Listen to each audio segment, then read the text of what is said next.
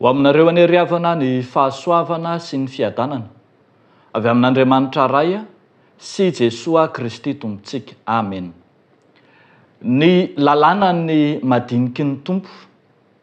Ny lalàna ny madiniky ny tompo. Zany no asongadiny mofinainantsika an'io filazany tsara araka ny Matio 7:20 ny 10:10 hatramin'ny 4:10 ihany.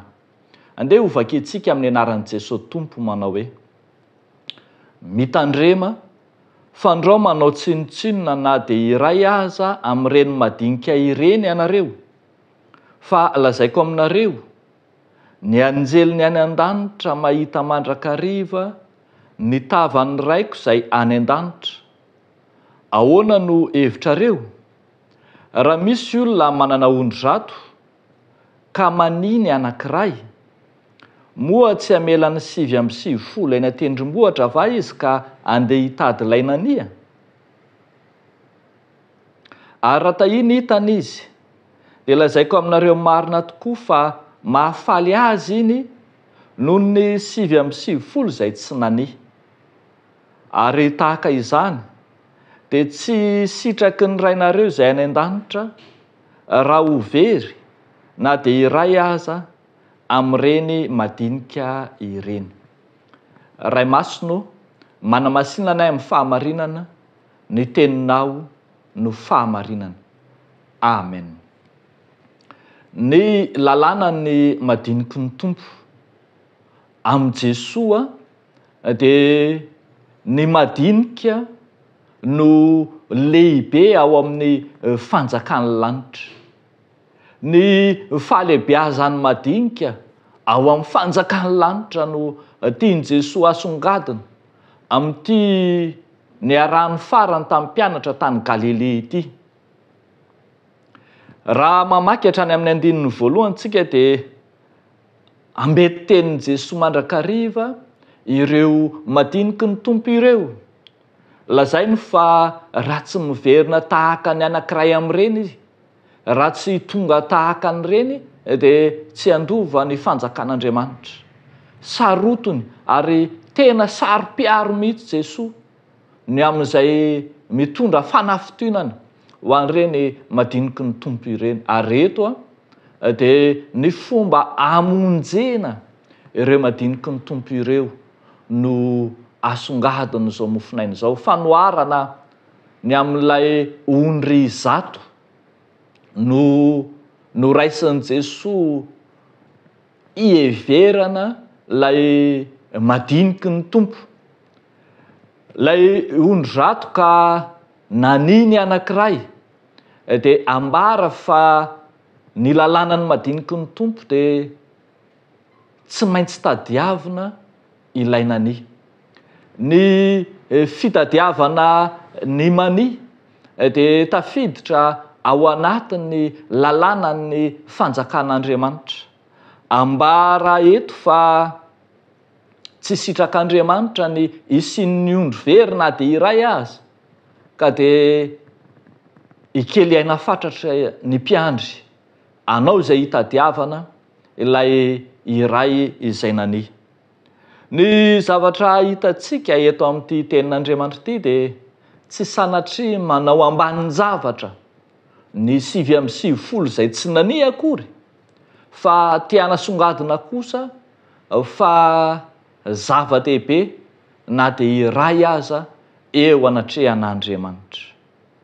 Eto dia ambarany soratra masina fa tsy maintsy hitadiavana ny mania, ary eo am-pitadiavana ny mania dia zavatra lehibe ny fandaniana ny hery rehetra hitadiavana azy. Mety ho norombahan'ny fahavalo, mety ho naditra nivoaka ny vala, mety ho tsy nanaraka ny fampifehezana sy ny fitsipika, mety nanary tena, saingy tsy maintsy tadiavina. Zany no antsoina hoe lalàna ny madiniky ny tompo. Ary dia hitantsika eto fa dia fifaliana lehibe, fifalian'Andriamanitra ny ahita ny ondry very. Ry havako malala ao amin'ny Tompo, tanjon'Andriamanitra hatramin'ny voalohany mihitsy anie ny hitady sy hamonjy ny very, ary izany no hitantsika eo amin'ilay andininy fahafolo izay andininy faraika ambin'ny folo izay tsy tafiditra ao anatin'ity soratra masina ity, dia ny hoe fa tonga ny zanak'olona hamonjy ny very.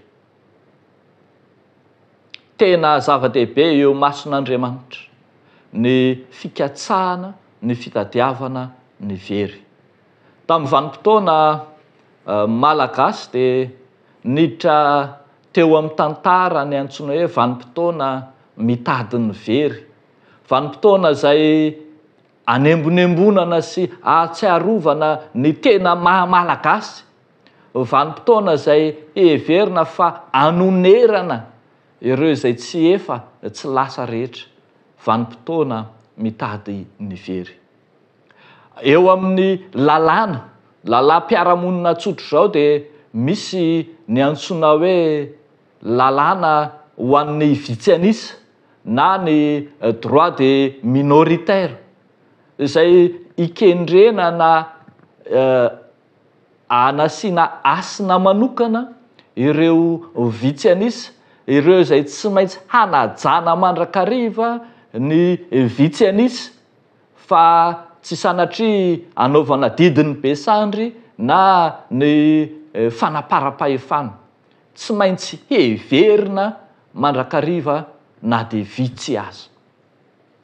Ary tsika mahafantatra tsara fa ankehitriny dia omena vahana ary tena efa mahazo vahana hatrany amin'ny sehatra maro samihafa any ny antsoina hoe éducation inclusive, na hoy isika malagasy hoe fanabeazana mampiaty, fanabeazana tsy manilika ireo sokajin'olona rehetra, ireo sembana. Dia izany no ahitantsika ohatra dia asiana lalana ahafahany tsy afa-mamindra mandeha, dia asiana lalana ahafahana mandeha amin'ny seza misy kodiarana ohatra, satria dia tsonjovina ireny sokajin'olona samy hafa ireny. Tahaka izany koa ny fanjakan'Andriamanitra ry havako, ikendrena indrindra ny lalana. Indraindray tsika masika be ka izy mpanota be iny, jilamboto be iny, ratsy fanahy reny. Indraindray heverintsika fa efa ratsy ka tsy mendrika ny fanjakan'Andriamanitra. Tadio ry havako, ny sitrapon'Andriamanitra dia ny hikatsaka ny famonjena ho an'ny olona rehetra, ary izany indrindra no nahatongavan'i Jesosy Kristy zanany hitady sy hamonjy ny very. Izany no antony nandatsahany Kristy ny rano, izy izay niteny mihitsy fa tsy ny finaritra no mila mpanao fanafody fa ny marary. Ianao mety mahatsiaro tena fa tsy very, ianao mety mahatsiaro tena fa tsy isan'izay nania, fa ny rahalanao kosa andraikitrao, adidinao, adidiko, adiditsika rehetra no mitady azy, satria Andriamanitra mihitsy no te hahita azy ao amin'ny fanjakan'Andriamanitra, ary izy ary no lehibe ao amin'ny fanjakan'Andriamanitra. Dia an'Andriamanitra irery ihany ny voninahitra. Amen. Hivavaka isika. Tompo, misaotra anao zahay, ilay Andriamanitra mikatsaka izay hamonjena anay amin'ny fomba rehetra, maniraka ny teninao ianao, ary dia naniraka ny zanakao ianao hitady anay, hamonjy anay, izay tsy te ho vonjena, izay nania, izay nanary tena no indro tadiavinao. Dia misaotra raha io ny amin'ny fandavan-tena lehibe loatra izay nataonao amin'ny fiainanay. Mivavaka manokana izay amin'ity andro an'ity ho an'ireo rehetra mpiandry-ondronao Andriamanitra, ireo rehetra nomenao anjara fiandrasana amin'ny sehatra inona na amin'ny sehatra inona, anao ny ain-tsy ho zavatra, ikely aina fatratra, anao ny adidy arak'izay azo atao, hitady anao Andriamanitra. Tompo, misaotra anao zahay fa ianao ny manohana mandrakariva fa tsy fonao io very any amin'ny fiaina tsy hitany fananay fa tianao vonjena kosa. Dia amin'ny anaran'i Jesosy Kristy tomponay anaovanay izany vavaka izany misaotra raha io. Amen.